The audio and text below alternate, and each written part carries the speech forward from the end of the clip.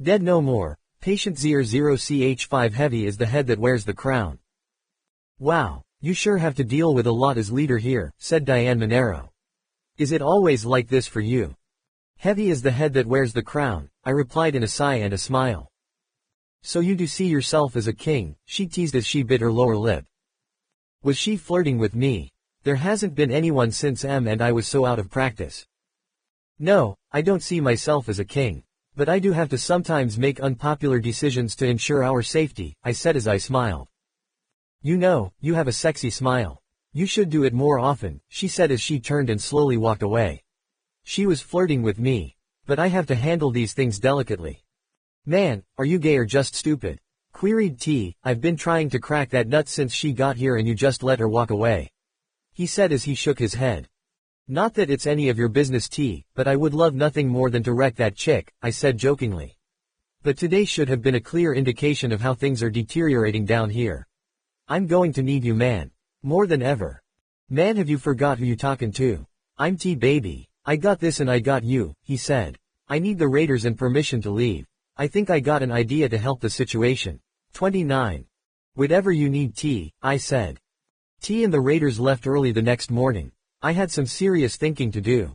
Was I being dictatorial? If this is truly going to be a community, we need to set up some type of governing structure. Something better than, because I said so. I used to hate it when Charles would say that shit to me. Charles, man, what am I doing? This is all my fault. Am I qualified to lead these people? I'm not so sure anymore. T and the Raiders got back in the wee hours of the morning. They had 2 vans and a truckload of stuff. I decided to get some rest while they unloaded. I woke up the next morning and I barely recognized the place. Lights were strung lining the ceiling. Balloon caricatures lined the walls. A makeshift dance floor was made in the main hall. And a DJ booth was set up in the corner, complete with speakers. Bro. Even though it's the end of the world, we can still have a little fun, said T, too bad we can't barbecue. I got more liquor than I know what to do with and I even raided a record store. Tomorrow may not be promised, but tonight we party like it's 1999. Tears began to well in my eyes. I know I was risking everything, but I had to tell someone that this was my fault. T, I have to tell you something, I began. Wow, it sounds serious bro. You know you can tell me anything, he said. Over the next hour I recounted the story of my work, Charles's accident and him biting M. I told him about the orderlies. I told him about the rats. I then told him about the crematorium. T sat there for the longest time in stunned silence. 30. Look bro, I know you look at me and think I'm a walkin' fuck up, he said without looking up. I already knew what was up. I heard the orderlies one day when I was there to visit with Ma. After the shit hit the fan, I put 2 and 2 together and I figured your work had something to do with it, he confessed. But you're my bro. I don't think we could be any closer if we were actually real blood brothers. Let's just let what we discussed here today die with deadest night in the pips. We hugged it out as we were interrupted by Diane. If I knew you were handing out hugs, I would have got in line a while ago, she said flirtatiously. Ah baby, there's no line where you're concerned, chided T as he held his arms up for a hug. Ah, as if. You know damn well I wasn't talking to you, she said as she rolled her eyes. Well please excuse my faux pas my dear lady, said T with a deep bow at the waist. You better knock the lining out of her shit, whispered T through clenched teeth as he exited past me. Why are you so down on T? I asked. You know he's really a good guy. One of the best. It's just I know his type. He says whatever he has to get what he wants, she said. Don't we all? I retorted. I don't know. What do you want? She said as she bit her bottom lip. 31. Every time she does that, it excites me a little more. I stepped closer to her and her breathing increased. Her chest was heaving. Diane was wearing some jean shorts with a shirt tied off exposing her midriff. She kind of reminded me of that adventurer chick, Laura Craft something or another. I reached up and brushed the hair from her eye. What do I want? I said giving into my baser nature. Because I can think of a few things I want right now, Professor. Please call me Diane, she said. No need to stand on formality.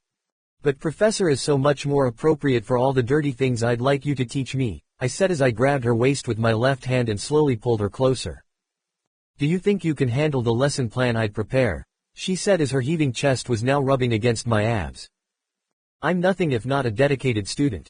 I'm willing to do things over and over and over again until you are satisfied, I said as our breathing began to synchronize. She ran her fingers up my back. She was actually quite tiny. It was her 38dd breasts that made her look much bigger than she was. I reached down with my right hand and lifted her off her feet. Diane was only 5 feet 3 inches and I was 6 feet 4 inches. Due to us being on strict rations, in Master Leon's training regiment, we were all fairly fit. Diane was Puerto Rican and her skin looked amazing against mine.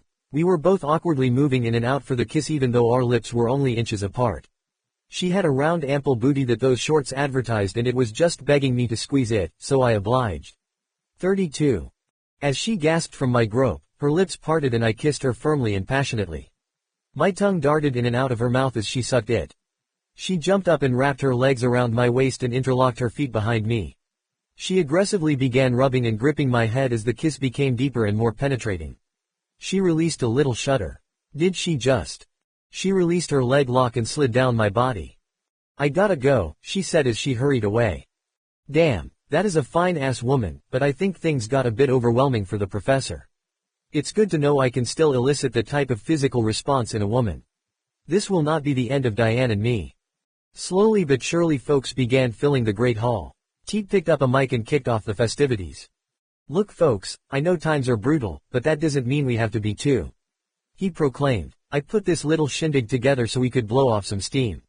But before we do that, I think it would be fitting if our fearless leader said a few words. They all clapped as T handed me the microphone. I looked out into each of their faces and knew what had to be done. Welcome everyone, I said. I know T organized this get-together to help some of us relax. Lord knows I need it. They all laughed. I wondered if they'd be laughing if they knew. Well folks, I'd like to take this opportunity to make an announcement. I think Cyrus was right. I have no right to 33. Lead and make decisions for any of you. So effective immediately I am stepping down and I suggest we hold an election to replace me. A hush fell over the crowd. Then I heard a familiar voice from the back of the hall. You built this place with your own money.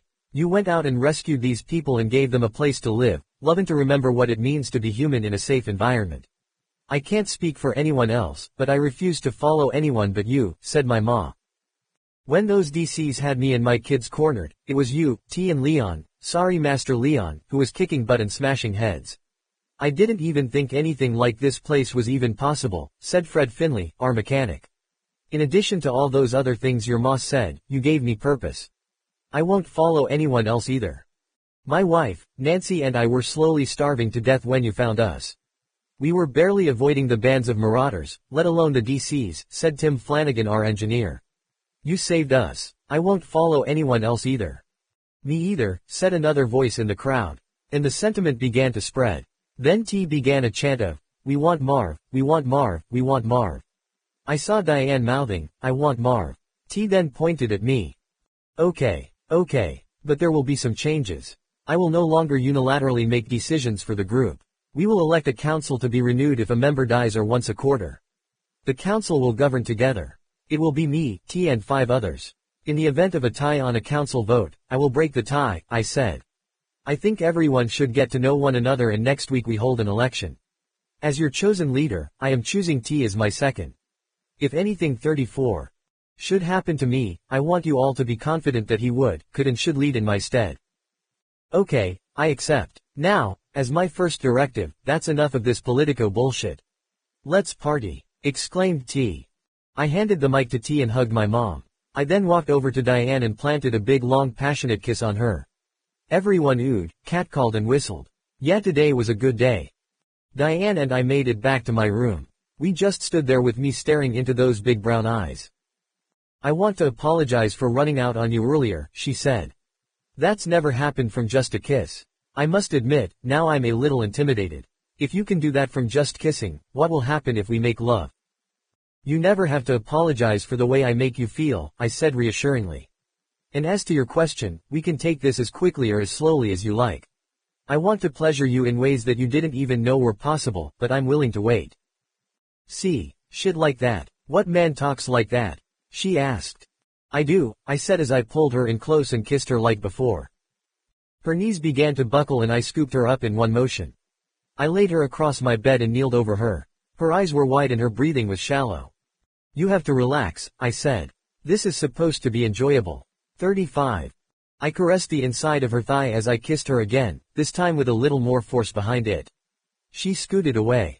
Wait, wait, I need to catch my breath, she stammered. How the hell are you doing this to me? I mean, this has never happened before. My hand crept up her thigh and my little finger ran along the lining of her shorts. She arched her back and let out another gasp. I untied the knot in her shirt and began to lightly kiss her belly. Lightly kissing up and down, using my tongue to push the top of her shorts downward. She grabbed my head and held it in place. You know, if we do this, there's no turning back, she said. Do you want to turn back? I asked, but before she could answer, I used my teeth to undo her shorts. I pulled them off with my teeth. Those shorts were containing a thong that was holding one of the most magnificent asses I had ever seen. She steadied herself by grabbing my bicep and leaning on her elbows. I licked her thong and she whimpered. Do you know how long it's been? She asked. Too long, for both of us, I answered. I nuzzled her crotch with my nose and she held my head in place as if I had moved from that spot, the earth would have stopped spinning. I licked the inside of her left thigh and again she gasped. But this time it was quickly followed by a moan.